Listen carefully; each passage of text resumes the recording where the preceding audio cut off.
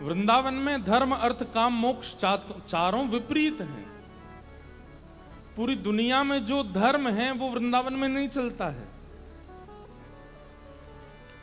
पूरी दुनिया में जो धर्म का स्वरूप है वो वृंदावन में नहीं है। जैसे कई उदाहरण हैं लेकिन कुछ दे दूं। पूरी दुनिया में जब सूर्य ग्रहण होता है, भारत में जब सूर्य ग्रहण होता है तो हर घर में नियम पालन किए जाते हैं, हर क्षेत्र में नियम पालन किए जाते हैं। हमारे वृंदावन में निधिवन में ऐसे तो कई जगह पालन किया जाता है जैसे, लेकिन आप निधिवन चले जाओ, तटीय स्थान चले जाओ, हमारे हरिदासियों के जहां जहां स्थान होंगे वहां पर सूर्य ग्रहण पर भंडारा होता है। जबकि ग्रहण में ना खाना चाहिए, ना पीना चाहिए, ना सोना चाहिए, कुछ नहीं करना चाहिए। पर वहां पर ग्रहण वो ग्रहण की तरह से नहीं है। सूर्य ग्रहण को ऐसा मानते हैं कि तप्त कंचन की तरह हमारी किशोरी जी, और आज उन पर श्याम सुंदर आ रहे हैं, ये सूर्य ग्रहण है।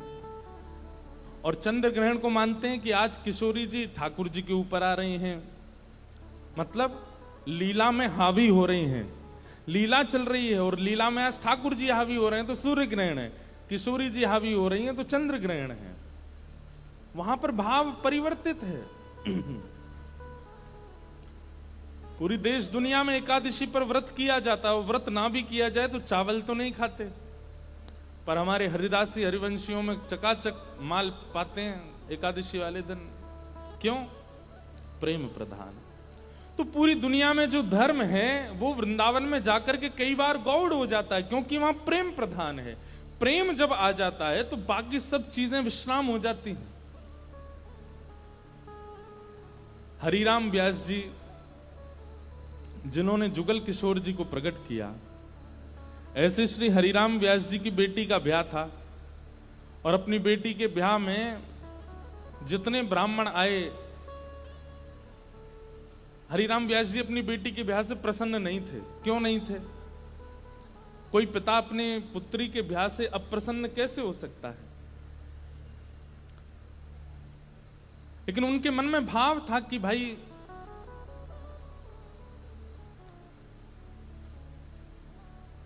वृंदावन से बाहर क्यों जा रही हो? अपनी बेटी से कह रहे थे कि भाग्य होता है तब वृंदावन प्राप्त होता है, और तुम ब्याह करके अपने पति के साथ विदा होकर के वृंदावन से बाहर जा रही हो, ये मुझे अप्रिय लग रहा है। बेटी ने कहा, पिताजी ये तो स्वभाव है कि बेटी को बाहर जाना ही पड़ता है, और बाहर कहां, जहां पति का घर है वहां जाना पड़ेगा। तो हरिराम व्यास जी बोले, तुम्हारे पास दो उपाय हैं। बोले क्या? या तो पति से कहो कि वृंदावन में घर बना ले, या फिर उसी से ब्याह करो जो वृंदावन में रहता हो। पुत्री बोली, पिताजी अब सब बातें हो चुकी हैं और हमें भी जिससे ब्याह हो रहा है वो हमको बड़ा प्रिय है, अब हो जाने दो ब्याह, ठीक है आते रहेंगे वृंदावन। तो इस बात से इतने नाराज हो गए हरिराम व्यास जी कि तुमको व्यक्ति विशेष प्रिय है। अरे हरिराम व्यास जी तो ये तक बोल गए थे कि भाई लंगड़ा हो, वृंदावन का हो तो उससे ब्याह कर लो, कोई गुण ना हो लेकिन वृंदावन का तो ब्याह करो, क्योंकि वृंदावन रहने को मिलेगा। लेकिन तुम और गुणों को देख करके वृंदावन छोड़ करके जा रही हो, ये तुम्हारा सबसे बड़ा दुर्भाग्य है। तो अपनी बेटी के ब्याह से प्रसन्न नहीं थे, तो हरिराम व्यास जी की पत्नी और बाकी बच्चे बोले, पिताजी को रहने दो नाराज, हम तो ब्याह करेंगे आनंद से। और हरिराम व्यास जी के शिष्य थे ओरछा के राजा मधुकर शाह, उन्होंने पूरी शादी की व्यवस्था की, लेकिन हरिराम व्यास जी की भौएं चढ़ी नहीं। और ज्यादा दुखी तो वे तब हो गए कि उन्होंने एक शर्त रखी, चलो ठीक है ब्याह कर रहे हो तुम, अपनी मर्जी से कर रहे हो, सब ठीक है, लेकिन पहली पंगत वैष्णव जनों को, संत जनों को, रसिक जनों को करानी पड़ेगी। लेकिन जब ब्याह का प्रसंग आता है ना, तो घर के लोग इन सब चीजों पर विश्वास करते नहीं है। घर के सब सदस्य बोले, पहली पंगत तो बारात की होगी। बोले पिताजी ने कहा संतों को कराओ। बोले बोलने दो उनको, तुम तो उन्हीं को करा दो। और रही बात संतों की, तो एक काम करते हैं, पहले ही पूड़ी कचौड़ी जो भी बना है दावत में पहले ही निकाल करके अलग धर देते हैं, जब संत आएंगे उनको पवा देंगे। हरिराम व्यास जी को ये बात पता चल गई तो इतने नाराज हो गए। उनका एक पद भी है,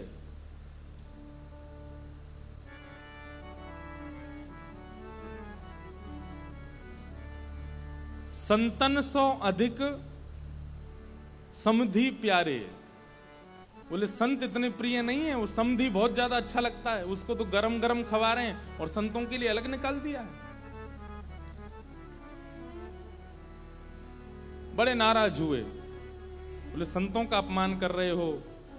बेटी बोली पिताजी मेरा ब्याह है, आप बिल्कुल खुश नहीं हो। बोले मुझे खुशी करानी है तो वृंदावन से बाहर मत जाओ।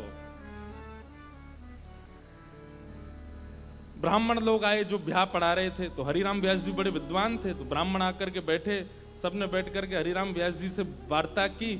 तो ब्राह्मण सब बोले व्यास जी कोई अच्छी बात सुनाओ।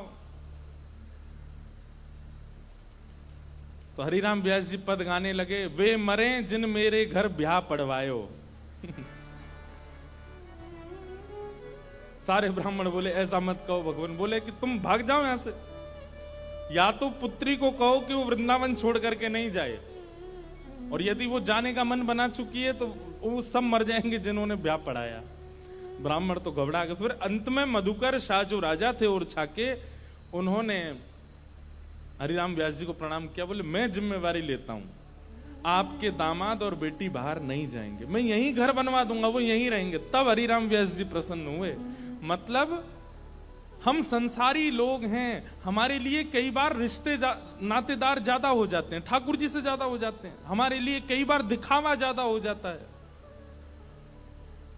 कई बार सब प्रदर्शन में हम लोग ज्यादा चले जाते हैं, हमारे लिए भक्ति भाव कहीं पीछे छूट जाता है। पर वृंदावन को भजने वाले के लिए ठाकुर जी प्रधान है और कुछ प्रधान नहीं है। इसलिए वहां धर्म प्रधान नहीं है, प्रेम प्रधान है। एक भगवान के परम भक्त थे, नारायण दास उनका नाम था। बहुत ध्यान से सुनना। नारायण दास जी को भी वृंदावन से बहुत प्रेम था, और वृंदावन का प्रेम उन पर ऐसा चढ़ा कि वो गोपी भाव में रहने लगे। और कैसा गोपी भाव? श्रृंगार कर लेते, बिंदी लगा लेते, मांग में सिंदूर भर लेते, बड़े बड़े केश कर लिए थे, पैरों में नूपुर पहनते, हाथों में चूड़ियां पहनते और लहंगा पहन करके और बढ़िया सुंदर श्रृंगार करके किसी के सामने नहीं जाते थे। अपने गोपाल जी उनको तैयार करके, उनका श्रृंगार करके उनका भोग लगा के उनके सामने नाचते थे, अपने ठाकुर जी के आगे। और किसी को नहीं दिखाते थे, बस अपने ठाकुर जी को दर्शन कराते थे। नाचते थे, गाते थे, रिझाते थे, और फिर नाचते नाचते फिर प्रसादी सिद्ध करते, प्रसादी सिद्ध करके फिर राजभोग करा देते, व्यारू करा देते, कलेऊ करा देते, ठाकुर जी के अष्टाम लीला करते, अष्टयाम भोग धराते। लेकिन नृत्य और गायन ये दो सेवा नहीं छोड़ते थे। लेकिन धीरे धीरे वैष्णवों ने उनको देखना, ढूंढना शुरू कर दिया। लोग उनकी कुटिया में जाने लगे, तो वैष्णवों को तो वो बैठने देते थे। बोले आप सब तो ठाकुर जी के समान हो, आपके सामने तो मैं नाच सकता हूं। सब लोग इधर देखो, ध्यान से, आवाज आ रही है हमारी? नृत्य कर रहे थे। नृत्य की ख्याति ऐसी हुई कि एक बार एक बहुत श्रेष्ठ नृत्य करने वाला व्यक्ति आया, और उसको किसी ने कहा कि भाई हमारे यहाँ एक साधु हैं, वो किसी के आगे नृत्य नहीं करते, ठाकुर जी का, एक बार उनके नृत्य देख लो आप। तो बहुत बड़े नृत्य करने वाले ने जब उनका नृत्य देखा तो वो बोला कि महाराज मैं बड़े बड़े दरबारों में जाकर के नृत्य करता हूं, ऐसा नृत्य मैंने आज तक नहीं देखा। सब लोगों ने कहा बोले भैया ये ठाकुर जी के लिए नृत्य करते हैं। लेकिन उस नृत्य करने वाले ने किसी बादशाह को खबर करा दी कि वृंदावन में एक महात्मा है, और बोले वो गोपी बनकर के अपने ठाकुर जी के आगे नृत्य करते हैं और गाते हुए नृत्य करते हैं, ऐसा नृत्य मैंने आज तक नहीं देखा। बादशाह के तो मन में आ गई कि मुझे उनका नृत्य देखना है, और प्राचीन काल के राजाओं के मन में आ जाए और वो ना मिले तो वो तो मारने तक आतुर हो जाते थे। उन्होंने अपने सैनिकों को भेज करके कहा कि आपको नृत्य करने के लिए बादशाह ने बुलाया है, या तो चलिए, और अगर आप इनकार करोगे तो आपकी कुटिया जला देंगे, आपके ठाकुर जी छीन लेंगे और फिर कभी नृत्य करने लायक बचोगे नहीं। ऐसी स्थिति पड़ गई। रोने लगे अपने ठाकुर जी के आगे, बोले नाथ मेरा नृत्य किसी और को रिझाने के लिए नहीं है, ये मैं कैसी स्थिति में आपने डाल दिया हूं। अगर जाता हूं तो मेरा नृत्य, मैं नृत्य को प्रसाद के रूप में प्रस्तुत करता हूं, वो झूठा हो जाएगा। कोई और अगर उसका आस्वादन करेगा तो वो फिर उच्छिष्ट हो जाएगा, और उच्छिष्ट वस्तु आपको कैसे पधराऊंगा दोबारा। और यदि नहीं जाता हूं तो कुटिया जला देंगे, आपको छीन लेंगे, राजा है ताकतवर है, उसके आगे मेरी चलेगी नहीं। रात भर रोते रहे अपने ठाकुर जी के आगे। इतने में ठाकुर जी स्वप्न में प्रकट हो गए, और स्वप्न में प्रकट होकर के ठाकुर जी बोले तुमको वहां नृत्य करने में दिक्कत क्या है। बोले मैं आपके सामने नृत्य करता हूं बस। तो बोले हमको ले चलो, हमें वहां बैठा देना, हमें देखते देखते नाच लेना, राजा को भूल जाना।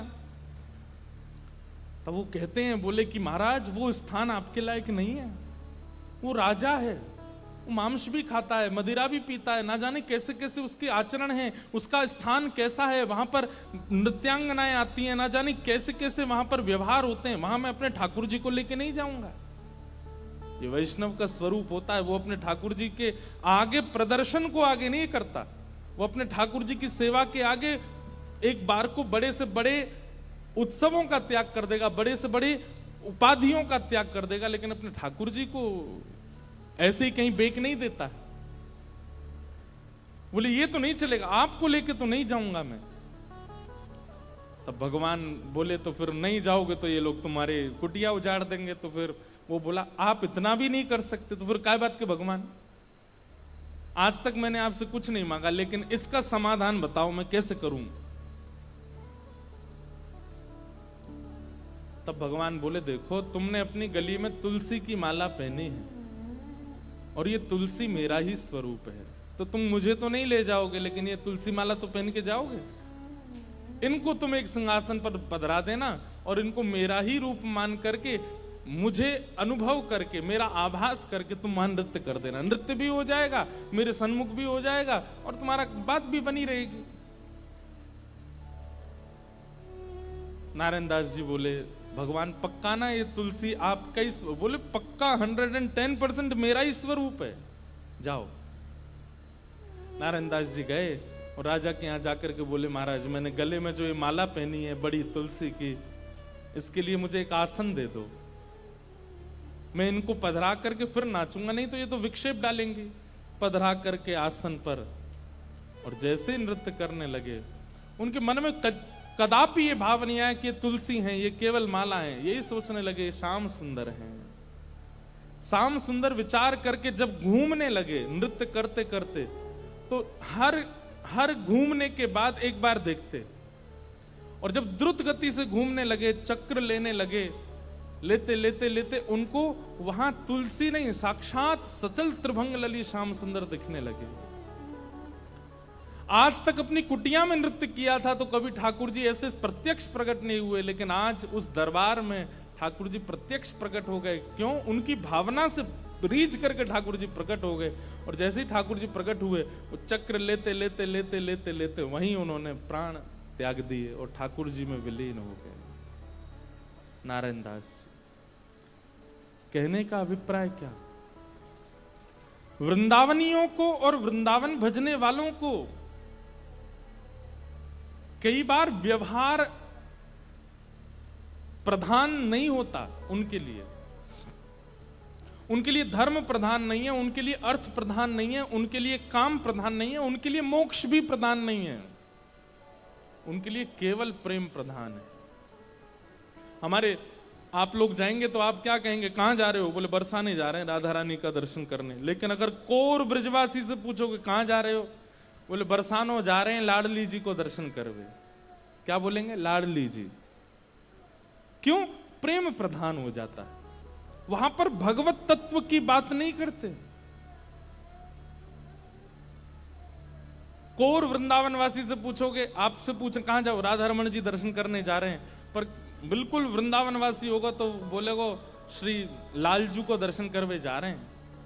और एक और बात बताऊं, और ज्यादा उपासक वृंदावन के वो क्या बोलेंगे, श्री जी को दर्शन करवे जा रहे हैं। श्री जी, हमारे वृंदावन में ठाकुर जी को भी श्री जी बोलते हैं, किशोरी जी को भी श्री जी, ठाकुर जी को भी श्री जी। श्री जी बोलते हैं तो समझो युगल का नाम बोला गया है, अकेली किशोरी जी नहीं है श्री जी। श्री जी माने ठाकुर जी और किशोरी जी दोनों। श्री माने राधा रानी और जी कौन है, बोले लाल जी, श्री जी। वृंदावन में प्रेम प्रधान है, धर्म अर्थ काम और मोक्ष नहीं है। वेदव्यास जी महाराज को नारद जी महाराज यही बात समझा रहे हैं कि नारद जी, व्यास जी, आपने जितने भी ग्रंथ लिखे हैं सब में धर्म अर्थ काम और मोक्ष की प्रधानता बताई है, आपने अभी तक प्रेम की प्रधानता नहीं बताई, इसलिए आपका मन अशांत है। प्रेम की प्रधानता बताओ, प्रेम की प्रधानता करो। और वेदव्यास जी महाराज बोले, प्रेम की प्रधानता में क्या कहूं मैं? तब नारद जी कहते हैं, न यद वचश्चित्रपदम हरेर यशो जगत पवित्रम प्रगणित करहिचित तद्वायुषम तीर्थमुशन्ति मानसा न यत्र हंसा निर्मत्य शिक्षय। आपने जितने भी ग्रंथ लिखे हैं उसमें ठाकुर जी के यश का वर्णन किया है, आपने ठाकुर जी के प्रभाव का वर्णन किया है, स्वभाव का नहीं। किसी कन्या के विवाह के लिए उसके परिवार वाले लड़का देखने गए, और लड़का देख करके जब परिवार वाले आते हैं तो कन्या क्या पूछती है, कैसा लगा? तो परिवार वाले क्या बोले, बहुत अच्छा घर है, गाड़ी बहुत अच्छी है उनके पास, वो जॉब करता है, 1 लाख रुपए महीने कमाता है, हाइट भी उसकी अच्छी है, 6 फीट का है, कपड़े भी बहुत अच्छे पहनता है, थोड़ा सांवला है लेकिन वैसे सब कुछ अच्छा है, माँ बहुत अच्छी है, पिताजी। अरे मुझे ये बाह्य बातें क्यों बता रही हो, उसके बारे में बताओ ना, उसका आंतरिक गुण बताओ। बाह्य प्रभाव से प्रभावशाली व्यक्ति ही रीझते हैं, लेकिन प्रेमी व्यक्ति तो स्वभाव से रीझता, उसको प्रभाव की प्रधानता नहीं चाहिए होती है। प्रेम तो स्वभाव से होता है, प्रभाव से नहीं। प्रभाव से आसक्ति होती है और स्वभाव से प्रेम होता है। समझ रहे हैं हमारी बात को? अगर आपको किसी से प्रेम है और कहीं ना कहीं उसका प्रभाव आपको आकर्षित कर रहा है तो उसको प्रेम नहीं, उसको आकर्षण कहते हैं। प्रेम तो स्वभाव से होता है। और एक और बात कहें, जहां प्रेम होता है ना, वहां स्वभाव कैसा भी हो वो प्रिय लगता है, अच्छा लगता है। अब भाई दुनिया की माताओं के बालक होते हैं, किसी के सुंदर होते हैं, किसी के मोटे होते हैं, किसी के पतले होते हैं, किसी के छोटे से होते हैं, किसी, लेकिन माँ को अपना बालक जैसा भी अच्छा लगता है, चाहे वो काला है, चाहे वो गोरा है, मोटा है, छोटा है, पतला है, सूखा है, बीमार है, ठीक है, लेकिन माँ को वो प्रिय ही लगता है, क्योंकि उसका प्रभाव, उसका बाह्य रूप माँ को आकर्षित नहीं करता। माँ का हृदय जुड़ा होता है बालक से। ठीक वैसे ही हे व्यास जी महाराज, आपने जितने भी ग्रंथ लिखे हैं उनमें प्रभाव का वर्णन किया है, और प्रभाव से आसक्त करने वाले लोग तो रीझ जाएंगे, लेकिन प्रेमी लोग नहीं रीझ पाएंगे। आपने जितने भी ग्रंथ लिखे हैं, इन ग्रंथों को सुन करके, पढ़ करके कामनाओं की पूर्ति करने वाले लोग रीझ जाएंगे, यज्ञ अनुष्ठान करने वाले लोग रीझ जाएंगे, फल की प्राप्ति करने वाले लोग रीझ जाएंगे, लेकिन जिनका जीवन धन केवल प्रेम है वो कैसे रीझेंगे? उनके लिए तो आपको स्वभाव बताना पड़ेगा ठाकुर जी का।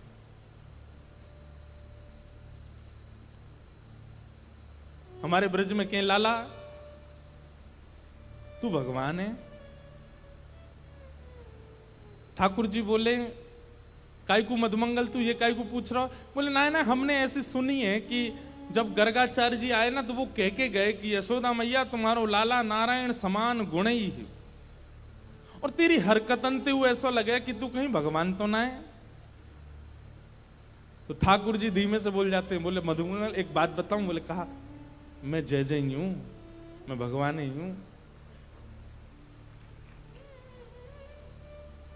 तू सांची भगवान है? बोले हाँ।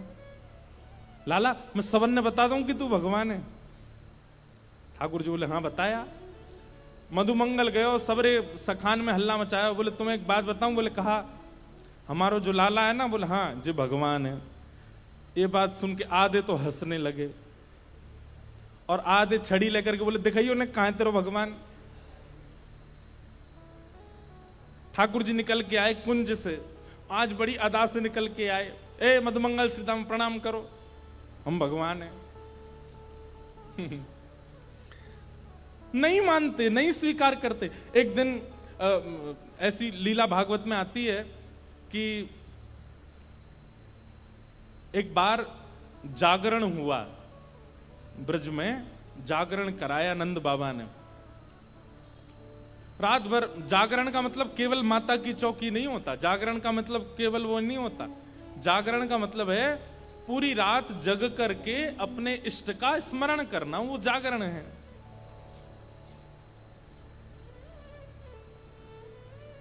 रात भर जागरण चला। तो जागरण के काल में जैसे ही थोड़े ब्रह्म मुहूर्त का समय हुआ, तब घड़ी तो होती नहीं थी, अंदाजा लगाया तो नंद बाबा को लगी कि भाई ब्रह्म मुहूर्त है, क्यों मैं स्नान करवे जाऊं। तो जैसे ही नंद बाबा ने यमुना जी में प्रवेश किया, तुरंत इनको यम के दूत ले गए, क्योंकि अब तो नहीं ऐसा होता, पर नदियों में भी स्नान करने का समय होता है। ब्रह्म काल से पहले अगर आप नदी स्नान करते हैं तो वो देवताओं का समय होता है, उस समय देवता स्नान करने आते हैं, उस समय नहीं करना चाहिए। और सूर्य उदय के बाद नदियों में स्नान का विधान राक्षसों का है, इसलिए तब भी नहीं करना, ब्रह्म मुहूर्त में ही करना चाहिए। और जब त्रिकाल संध्या और त्रिकाल स्नान का भाव है तब कोई ऐसी बात नहीं, पर प्रथम स्नान मानव का ब्रह्म मुहूर्त में ही होना चाहिए, ऐसा शास्त्र आज्ञा है। तो नंद बाबा देव काल में चले गए और जैसे ही नदी में स्नान करने पहुंचे तो गंधर्वजन इनको पकड़ के ले गए। जब नंद बाबा बहुत देर तक नहीं आए तो सबने जाके ठाकुर जी से कही, तो ठाकुर जी गए और ठाकुर जी ने यमुना जी में प्रवेश करके गंधर्व लोक में जाकर के नंद बाबा को वहां से छुड़ाया और वापस लेकर के आए।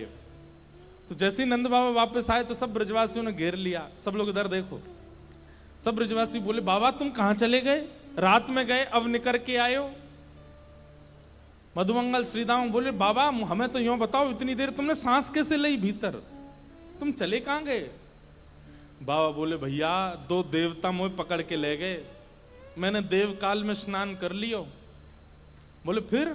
बोले कछु ना, बड़े बड़े महल बने, बड़े बड़े लंबे चौड़े देवता ऐसे सुंदर कि देखते रह जाओ। मैंने इंद्र को दर्शन किया, मैंने सबरे देवता देखे वहां पे। और फिर बाबा फिर का भयो? बोले इतने में ही लाला आयो, और जैसे ही लाला आयो, लाला के आते सब या को प्रणाम करने लगे, सब या के चरणन में नतमस्तक है गए, सब या की बलैया लेने लगे, गंधर्वजन या की आरती करने लगे। बात तो सुनो पूरी। और सब ब्रजवासी टेढ़े टेढ़े देख रहे हैं, लाला है या पूज रहे हम बे, या की पूजा कर रहे हो इंद्र हम बे। ठाकुर जी इतरा रहे सामने खड़े खड़े, बोले तुम्हें ही नहीं पूजा मो, सबरे पूजे तीनों लोक में। सबरे बोले बाबा सच में यहाँ की पूजा भाई वहां पे? बोले हाँ। अब तो ठाकुर जी का यश बढ़ गया,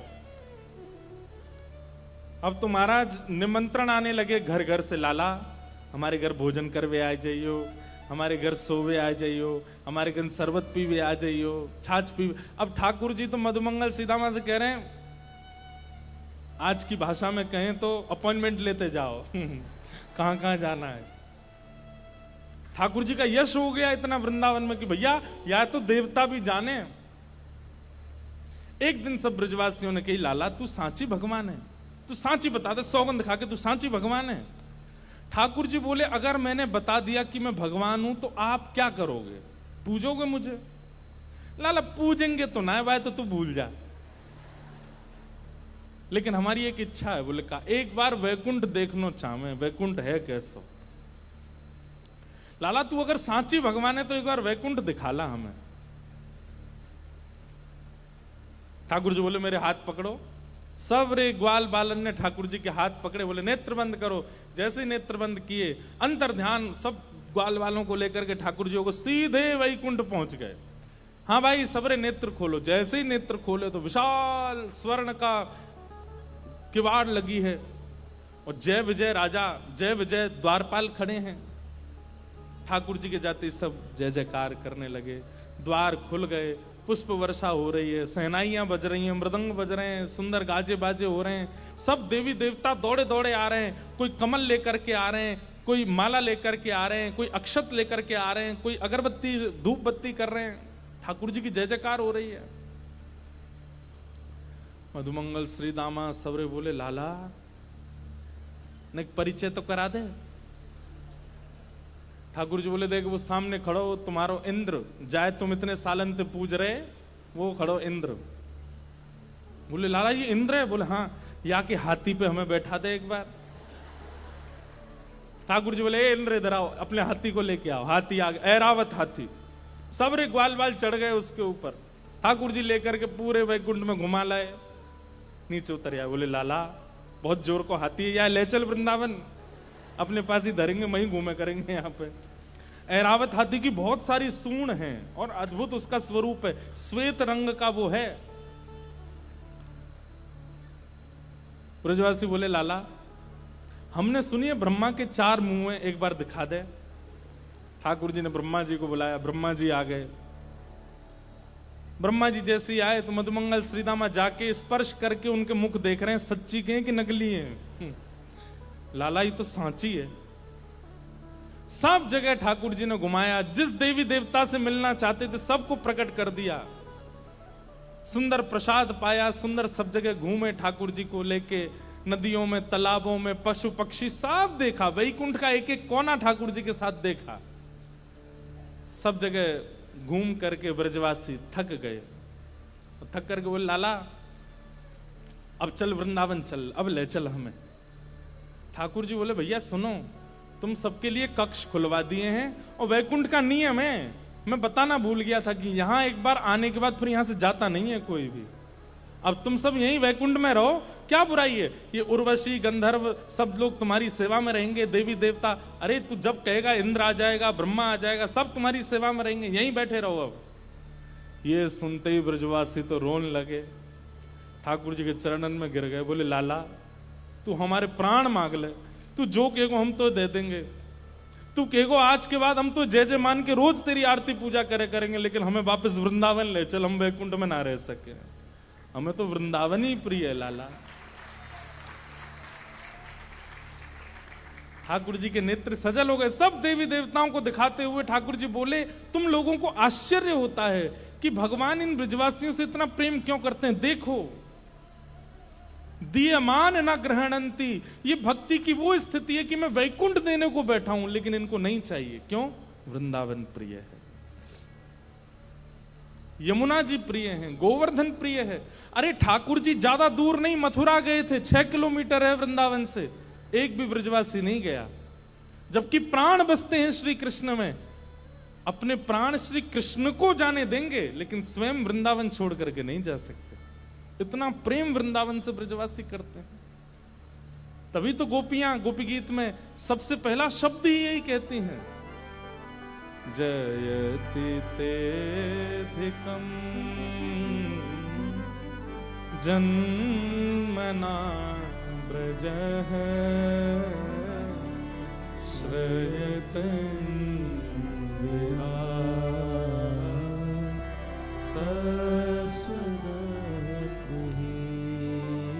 हमारी एक बात बहुत ध्यान से सुनिएगा। प्रेमी भक्त के 3 प्रेम हैं।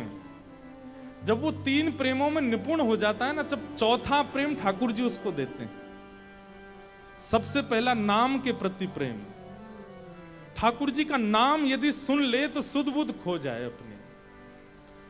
नाम का मतलब यह नहीं होता कि कहीं कीर्तन चल रहा हो, कथा भी तो नाम है। उल्लासनगर के वसंशा दरबार में कथा हो रही है और आप घर पर बैठ करके आनंद कर रहे हो, ये प्रेमी भक्त के साथ हो ही नहीं सकता, वो विचलित हो जाएगा। मुझसे इतनी दूरी पर, यहां पर कितने वैष्णव, आज हमने तो बोला भी नहीं था कि मैं आज मिलूंगा, फिर भी इतने लोग आए आज। कहां कहां से, 3 घंटा दूर, 2 घंटे दूर, 4 घंटे दूरी से। क्यों? ये नाम के प्रति प्रेम है। आप अपने 100 काम छोड़ देंगे लेकिन ठाकुर जी की लीला कथा नाम नहीं छोड़ सकते। सबसे पहला प्रेम नाम के प्रति। दूसरा प्रेम लीला के प्रति प्रेम।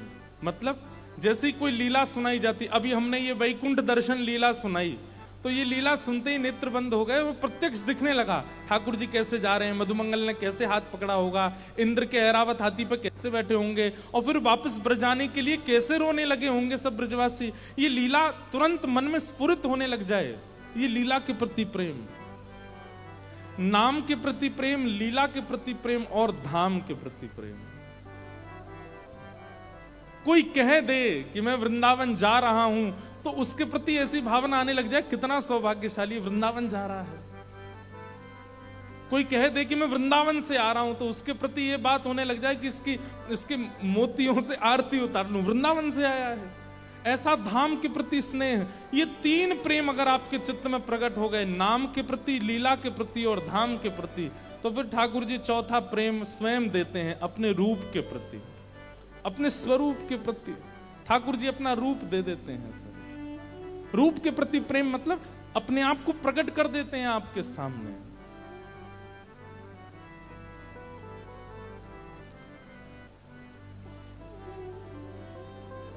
इसलिए भैया वृंदावन में सब उल्टा है। वृंदावन में धर्म, अर्थ, काम और मोक्ष सब किनारे, केवल एक शब्द चलता है, प्रेम। प्रेम। आज नारद जी वेदव्यास जी से वही कह रहे हैं कि हे नारद जी, आप प्रेम का वर्णन करो। आपने धर्म का, अर्थ का, काम का, मोक्ष का वर्णन कर दिया, अब ठाकुर जी के स्वभाव प्रेम का वर्णन करो।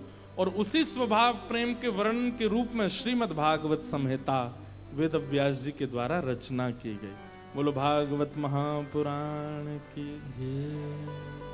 श्रीमद् भागवत ज्ञान भी दे सकती हैं, श्रीमद् भागवत वैराग्य विरक्ति भी दे सकती हैं, लेकिन श्रीमद् भागवत जी से यदि प्रेम प्राप्त नहीं हुआ तो आपने कुछ प्राप्त नहीं किया।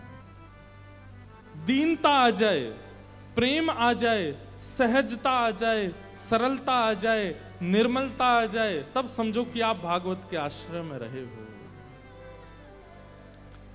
कई बार भागवत का आश्रय लेने वाले ज्ञानी ज्यादा हो जाते हैं, कई बार भागवत का आश्रय लेने वाले विरक्त ज्यादा हो जाते हैं, वैरागी ज्यादा हो जाते हैं, निर्मोही ज्यादा हो जाते हैं। लेकिन श्रीमद् भागवत के आश्रय लेने वाला तो प्रेमी हो जाए, प्रेम से ओतप्रोत हो जाए।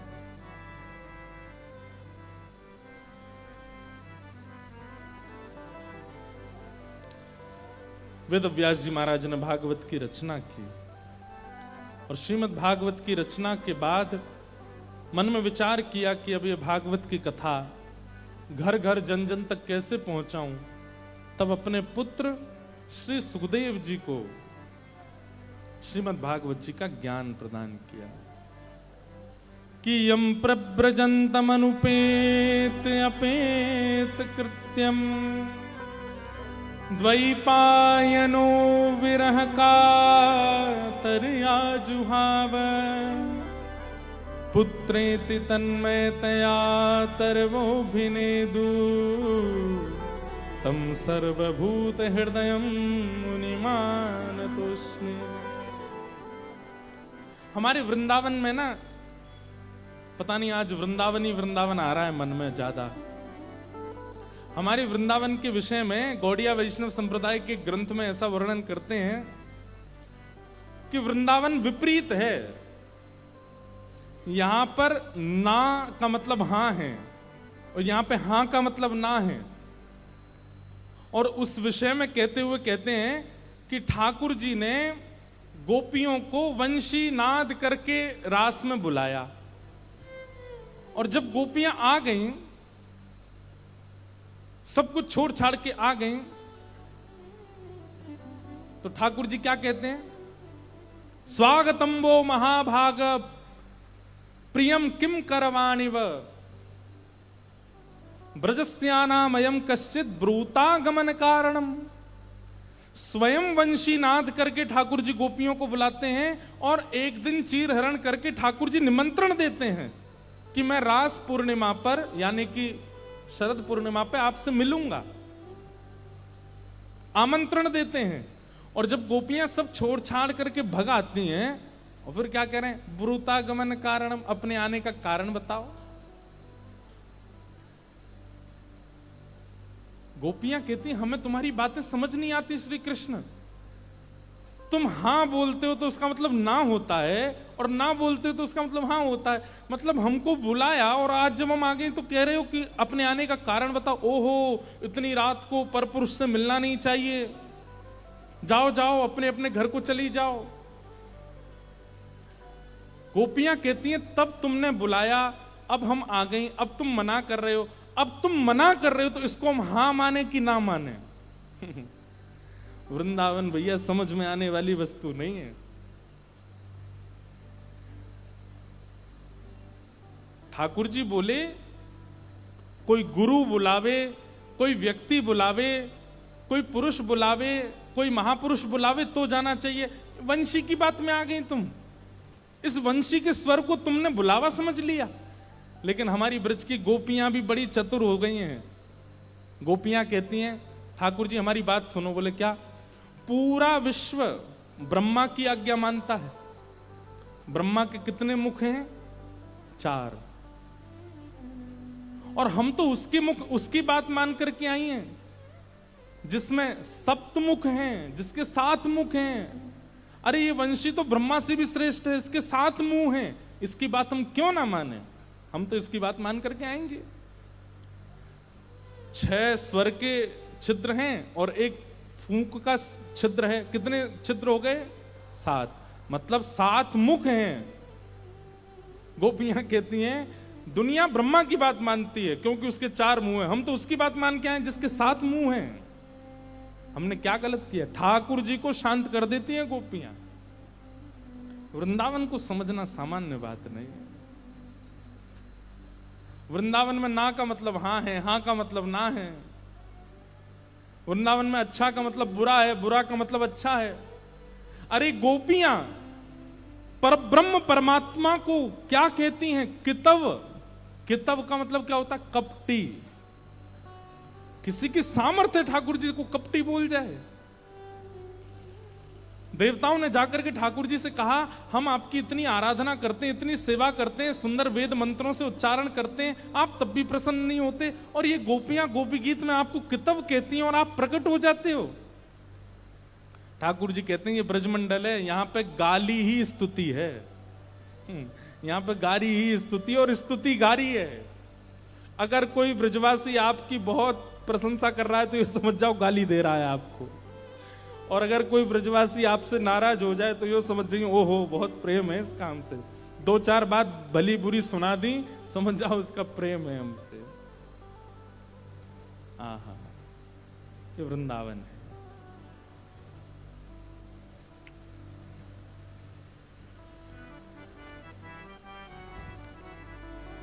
एक बार रहीम जी का नाम सुना? रहीम दास, जिनके दोहे हैं रहीमंदागा प्रेम का मत तोड़ो चटकाए, जोड़े से फिर ना जुड़े, जुड़े गांठ पड़ जाए। तो एक बार रहीम दास जी गोवर्धन में श्रीनाथ जी का दर्शन करने गए। एक तो अल्हड़ भेष में रहते थे, ऊपर से इनके किसी कारण से इनको मंदिर में नहीं घुसने दिया, और जैसे ये मंदिर में घुसने लगे तो लोगों ने इनको धक्का दे दिया। कहां घुसे चले जा रहे हो? यहां पर विजातियों का प्रवेश नहीं है और तुम्हारे जैसों का तो बिल्कुल प्रवेश नहीं है।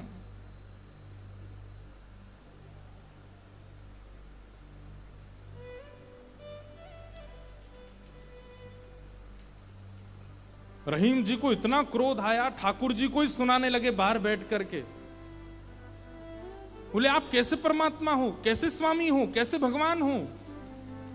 इतनी दूर से मैं चल करके आया और आप मुझे दर्शन नहीं दे रहे हो, लोगों के द्वारा मुझे बाहर करवा रहे हो। इतने क्रोध में आ गए श्री रहीम जी। ठाकुर जी भीतर खड़े खड़े उनको पसीना आने लगा, बाहर खड़े खड़े रहीम जी गुस्सा कर रहे हैं। गुसाई जी भोग लेकर के गए, पर्दा जैसे किया, ठाकुर जी बोले हमको नहीं पाना। ठाकुर जी कुछ और बना के ले आऊं, ठाकुर जी बोले हमको वो भी नहीं पाना। गुसाई जी को लगा ठाकुर जी बहुत नाराज हैं, 56 भोग बनाओ। 56 भोग लेकर के गए, ठाकुर जी बोले बिल्कुल नहीं पाना, हमारा मन नहीं है। स्पष्ट ठाकुर जी बता भी नहीं रहे कि बात क्या है, लेकिन जो जो गुसाई जी प्रस्तुत कर रहे हैं सबके लिए मना करते जा रहे हैं, मुझे नहीं पाना। अंत में गुसाई जी ने कहा, बोले जय जय, कोई अपराध बना हमसे? ठाकुर जी मुंह फुला के बैठे हैं, कुछ नहीं बोले। बोले मैं क्यों बताऊं? गुसाई जी समझ गए, बोले कि ओहो कोई अपराध ही बना है। तुरंत सबको बुलाया, बोले भैया आज किसी का अपमान किया, किसी का अपराध किया, कुछ हुआ था क्या दिन भर में? तब द्वारपालों ने बताया, बोले महाराज आज एक आया था, वो विजातीय था, उसके वस्त्र भी अच्छे नहीं थे, वो देखने में भी अजीब सा लगा, हमको लगा मंदिर में जाके उपद्रव करेगा, इसलिए हमने घुसने नहीं दिया, हमने उसको निकाल दिया। गुसाई जी समझ गए, बोले ओहो उसी के लिए ठाकुर जी ऐसे हो रहे हैं। वो निश्चित ही ठाकुर जी का कोई परम भक्त है और उसको ठाकुर जी, वो ठाकुर जी का दर्शन करने नहीं आया था, ठाकुर जी ने उसको देखने के लिए बुलाया था, ठाकुर जी देखना चाहते थे और तुमने उसको यहां से बाहर कर दिया। अब एक काम करो, बोले क्या?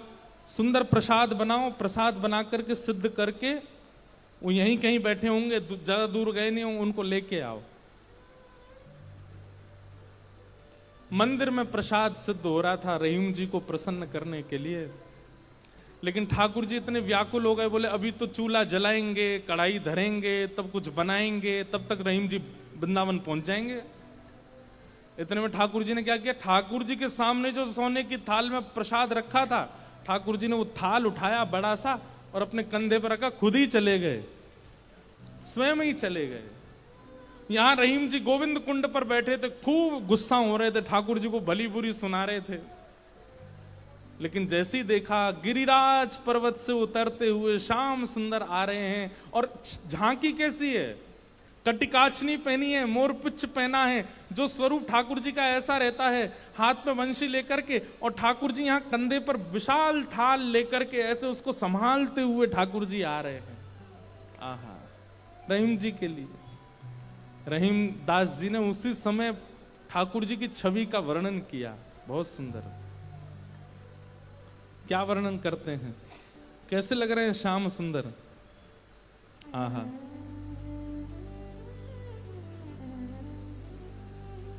काछे काछिन कलित मुरली कर, पीत पिछोरी साल की, बंक तिलक के सर को कीन्हो, दुति मानो विदुबाल की, ओ छवि आवन मोहन लाल की, छवि आवन मोहन लाल की, छवि आवन मोहन लाल की, छवि आवन मोहन लाल की।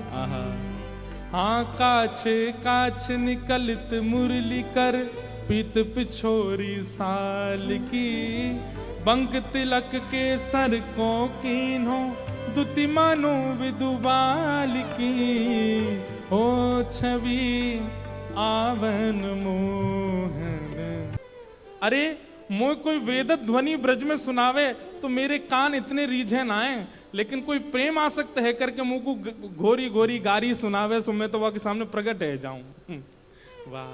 हो छवि आवन मोहन लाल की छवि आवन मोहन आहा।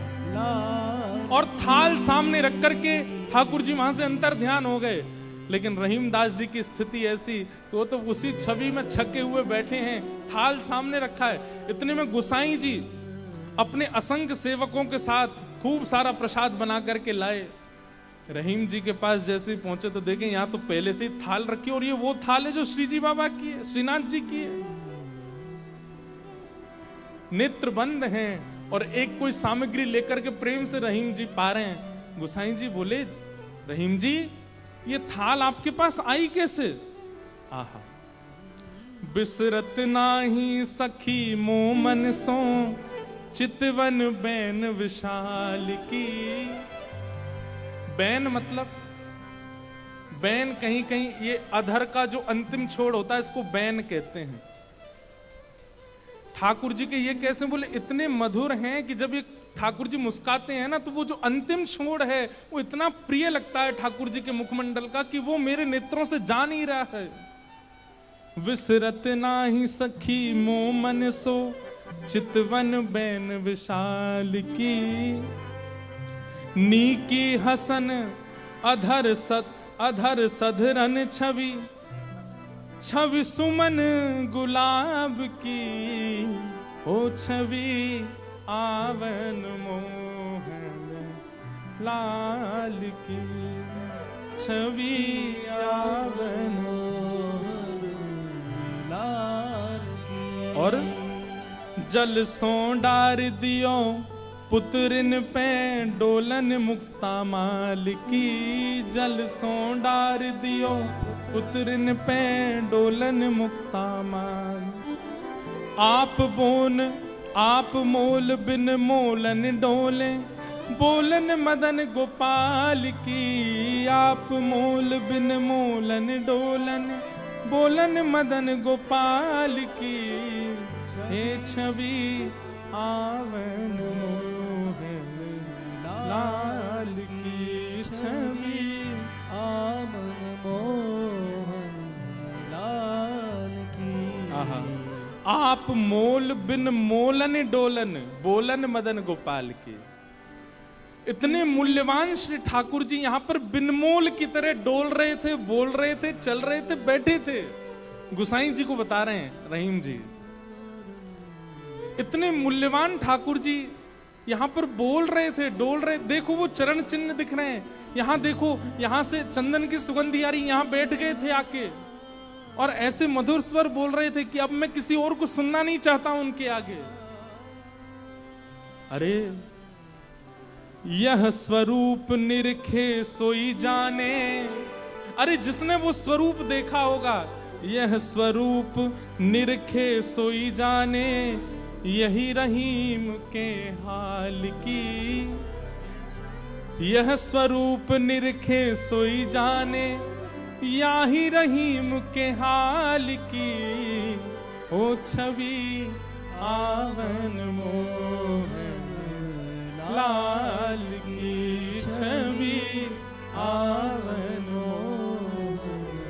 लाल की। वहां रहीम जी के नेत्र सजल हैं और यहां गुसाई जी के सुनते सुनते नेत्र सजल हो गए। वाह ठाकुर जी, आपकी लीला। यहां हम इतनी सामग्री सिद्ध कर रहे थे रसोई में, लेकिन आपसे इतनी प्रतीक्षा भी नहीं हुई, आप अपनी थाल लेकर के आ गए और ऐसी लीला करके गए रहीम दास जी के पास आकर के। ऐसे हमारे ठाकुर जी। वृंदावन धर्म, अर्थ, काम और मोक्ष सबसे परे है। वृंदावन के लिए तो केवल प्रेम जागृत हो जाए चित्त में, अत्यंत प्रेमी हो जाओ आप, और वो प्रेम ऐसा छकेगा। आप प्रेमी हो गए, इसका प्रमाण क्या है? अरे श्याम वर्ण की कोई वस्तु कहीं दिख जाएगी, ऐसा लगने लगेगा ये कितने सौभाग्यशाली कि इनका श्याम वर्ण है, कृष्ण ने अपना वर्ण दे दिया है। किसी में दोष नहीं दिखेगा, सब में गुण दिखने लग जाएगा। मौन रहने का मन करने लगेगा। जब जब कृष्ण नाम ध्वनि होगी, ताल कैसी, स्वर कैसा, राग कैसा, उस पर ध्यान नहीं जाएगा, बस नृत्य करने का मन करेगा। वाणी गदगद हो जाएगी, सुनते सुनते कथा नेत्र सजल हो जाएंगे। प्रेम के बड़े लक्षण हैं, वो सब लक्षण धीरे धीरे प्रकट होने लग जाएंगे। बस वो प्रकट होने लग जाएं, फिर उसके बाद कहीं और मत रहिए, फिर तो वृंदावन आ जाइए, क्योंकि और कहीं रहेंगे तो पागल घोषित कर दिए जाओगे। केवल वृंदावन स्वीकार करेगा फिर। हो छवि यावन मोहन लाल की, छवि